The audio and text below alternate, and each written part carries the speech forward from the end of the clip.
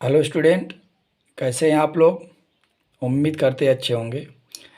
Student, मैंने आपको पिछले वीडियो में सिंटैक्स पढ़ाना शुरू किया। सिंटैक्स में हमने आपको आर्टिकल पढ़ाया, जिस आर्टिकल में ए एंड द का प्रयोग था, और आर्टिकल का लोप ओमिशन ऑफ द आर्टिकल पढ़ाया। उसके बाद हमने आपको रिपीटेशन ऑफ द आर्टिकल यानी आर्टिकल का पुनरावृत्ति पढ़ाया। और इसके बाद हम आपको आज से स्टार्ट करेंगे रूल्स ऑफ नाउन। क्या स्टार्ट करेंगे? Rules of noun. Rules of noun को हिंदी में कहते हैं संज्ञा के नियम। क्या बोलते हैं? संज्ञा के नियम।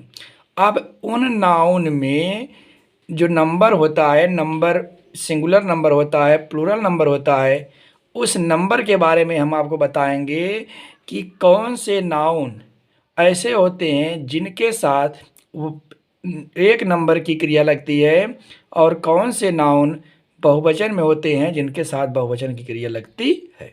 आई बात समझ में?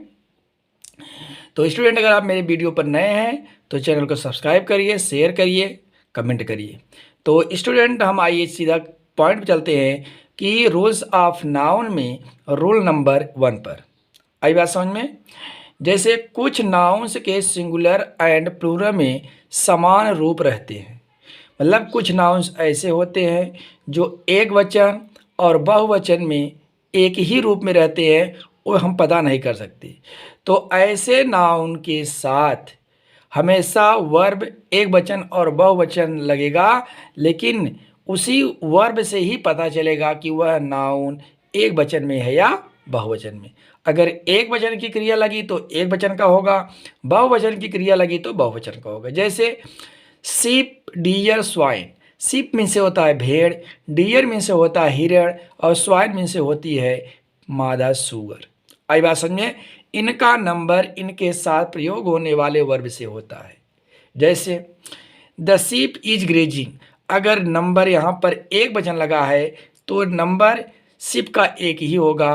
अगर क्रिया बहुवचन में लगी है तो ये बहुवचन का होगा। तो द नंबर इज एक वचन के लिए प्रयोग होता है, इसका मतलब एक भेड़ चर रही है।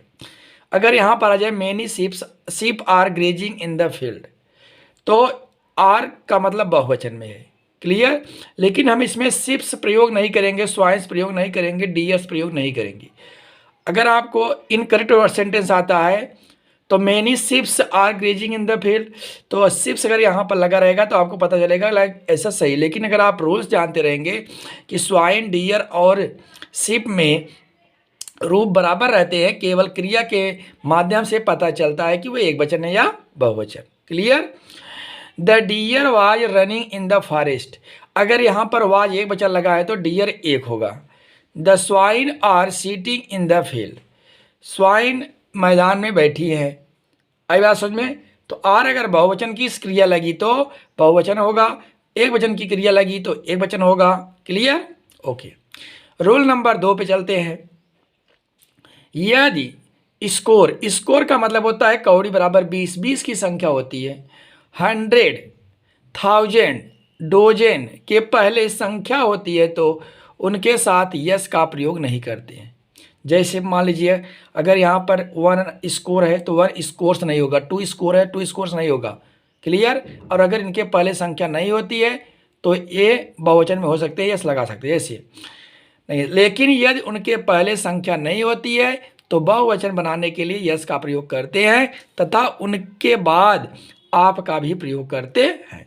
जैसे आई बार 3 डोजन मैंगोज, अब यहाँ पर डोजन के पहले 3 वर्ड लग गया तो 3 वर्ड का मतलब ये नंबर है, तो इसके बाद में यस का प्रयोग नहीं होगा। My brother give me 500 rupees, तो देखिए 5 पे दिया 100, 100 पे यस लगा नहीं लगा। तो लेकिन अगर यहाँ पर 100 के पहले कोई संख्या है नहीं ना, तो hundreds of mangoes were sold, यानी सैकड़ों आम बेच दिए गए।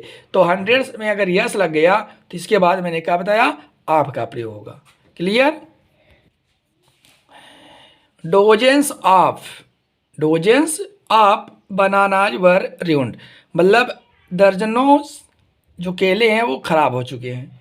थाउजेंड्स ऑफ, देखिए 1000 के पहले संख्या, डोजन के पहले संख्या, 100 के पहले संख्या लगी नहीं ना, तो इसलिए इसके बाद तुरंत हमने क्या किया? आप का प्रयोग किया। Clear? Thousands of persons gathered in the field. आइए रूल नंबर 3 पे चलते हैं। जब कुछ नाउन्स देखने में सिंगुलर लगते हैं, कुछ नाउन्स ऐसे भी होते हैं जो देखने में एक वचन लगते हैं लेकिन अर्थ में वे प्लूरल होते हैं, प्लूरल मतलब बहुवचन, अतः इनके बाद प्लूरल वर्ब का प्रयोग होता है। जैसे पीपल, कैटल, पोल्ट्री, वर्मिन्स। पीपल में से लोग, कैटल में से पशुओं का समूह, पोल्ट्री माने जहाँ मुर्गी पालन होता है, वर्मिन्स माने कीड़ा मकोड़ा जो जैसे अन्न को खा जाता है, अन्न को नुकसान पहुंचा, जैसे गेहूं में घुन पड़ जाता है, ऐसे। आई जेंट्री, जेंट्री मतलब शरीर, पोलिस, पोलिस का मतलब राजकीय जन रक्षक, मिलिट्री माने सैन्य, और पब्लिक माने लोग आदि के बाद क्या होते हैं, बहुवचन की क्रिया लगती है, क्योंकि ये ग्रुप में होते हैं। क्यों? आई बात समझ में? अगर ग्रुप में रहेंगे तो एक वचन होगा, अगर ग्रुप में होगा बहुवचन, तो इसे ऑलरेडी बहुवचन में होते ही हैं। पशुओं का झुंड, लोगों का झुंड, पोल्ट्री, वर्मीज, ये सब क्या है, एक वचन नहीं है, बहुवचन है, इसलिए इनके बाद सहायक क्रिया बहुवचन लगेगी। जैसे देखिए इनकरेक्ट में क्या दिया है, cattles are grazing in the field, cattles are grazing in the field. तो यहाँ पर यस लगा, तो यहाँ पर आर लगा, तो हम अगर नियम नहीं जानते हैं तो ये गलत है, तो हम किसको कहेंगे, ये तो बहुवचन में है, ये भी सहायक क्रिया बहुवचन की लगी है इसलिए सही है। लेकिन अगर सही रहेगा दोएगा क्यों? आई बात समझ में? तो इसका होगा cattle are grazing in the field. The gentry of this town is not invited. अब जेंट्री में यस नहीं लगा तो आप पता चलेगा कि यहाँ पर इज लगा है, गलत है, तो यहाँ the gentry of this town are not invited, मतलब इस कस्बे के सज्जन लोग आमंत्रित नहीं किए गए। आई बात समझ में?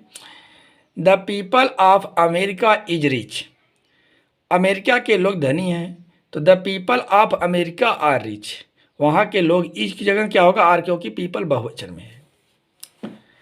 नोट क्या है, पीपल का अर्थ लोग या जन समूह होता है, लेकिन जब द पीपल्स लगा देंगे तो उसका अर्थ राष्ट्र होता है। तो there are many different peoples in Asia, तो एशिया में बहुत सारे विभिन्न प्रकार के लोग रहते हैं। क्लियर?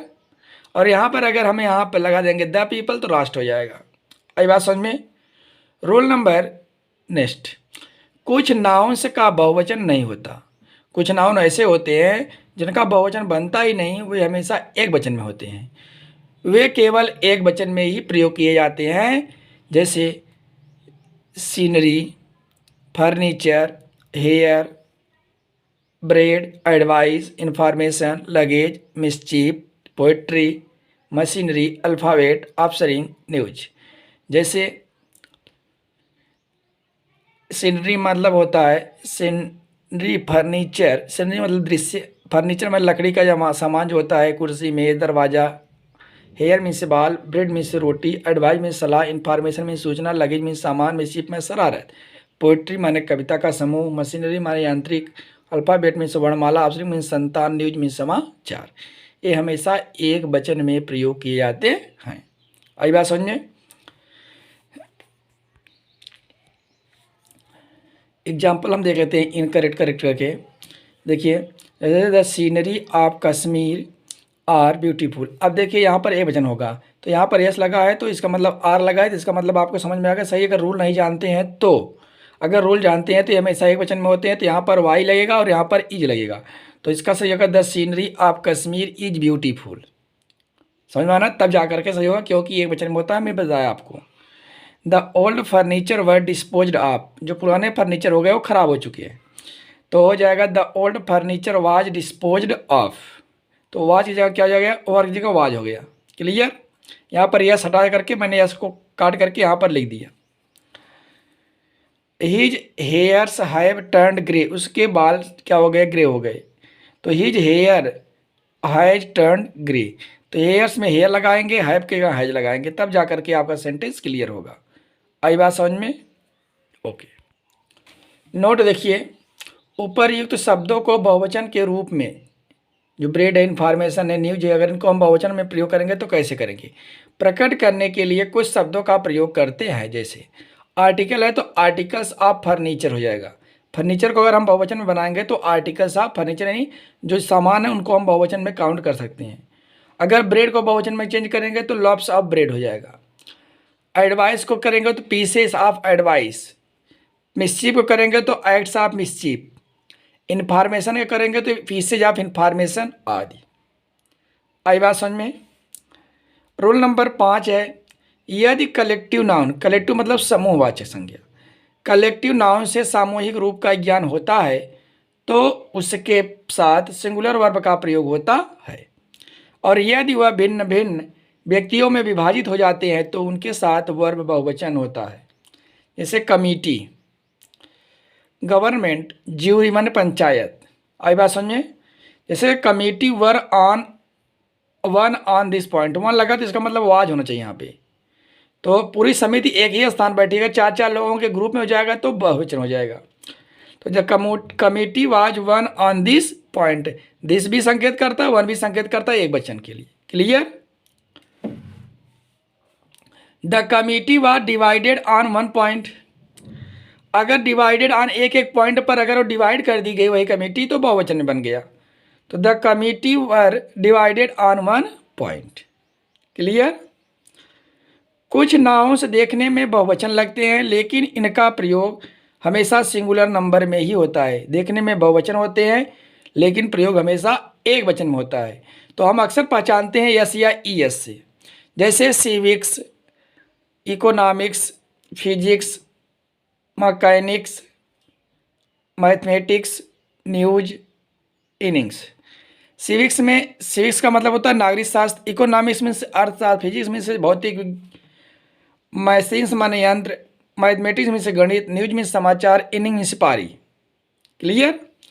जैसे physics are a difficult subject, physics बहुवचन में नहीं प्रयोग होगा क्योंकि ये बहुत सारे फिजिक्स अलग अलग नहीं होते, ये कहिए तो जाएगा physics is a difficult subject, physics is a difficult subject. News are not correct of this, news are not correct of his death, उसकी मृत्यु का समाचार सही नहीं है। तो यहाँ हो जाएगा news is not correct of his death. तो स्टूडेंट मैंने आपको 6 रूल पढ़ा दिया नाउन्स ऑफ नंबर में। तो आज का पॉइंट मेरा यहीं पर क्लियर होता है। नेक्स्ट वीडियो में हम आगे रूल्स को बताएंगे। अगर मेरा पढ़ाया हुआ वीडियो अच्छा लगे तो प्लीज़ सब्सक्राइब करिए, शेयर करिए। थैंक्स।